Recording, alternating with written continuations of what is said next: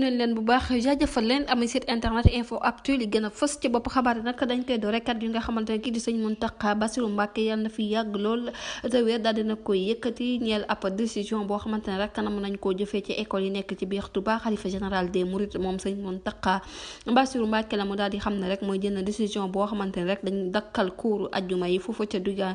bu Touba ginnaaw rek bi mu ko annoncé fi nga xamante ne moom ci université Cheikhoul Khadim bu Serigne Ahmadou Badawi mesure bu mel nag jamono ji sàkku na rek ñu jëfee ko ni ki semaine bi ñuy dëtmal ba ndax nag ki nga xamante moom mooy xalifa général des Mourides sëñ Mountakha Bassirou mu ñuy xamal ci site Walfadjri ne nag initiative bu nu mel buñ ko jëlee rek dina permettre bu baax ñi nga xamante ne nag ñoom ñooy ndaw yi ñu daal di góorgóorlu bu baax nag ci wàllum diine ji ba noppi rek di ko jëfee waaye nag bu ñu fàttalikoo sax ñi nga xamante ne rek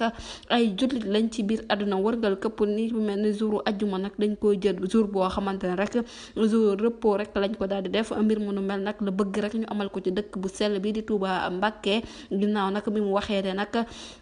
li nga xamante ne rek moom mooy matière yi nga xamante ne ñu ngi koy jàngale ci yenn école yi nag nañ ci dugal ki nga xamante ne nag moom mooy Serigne Touba Khadimu Rasoul jàngale li nga xamante ne rek moom mooy ab biologie jaar-jaaru kii di Serigne Touba bëgg na nag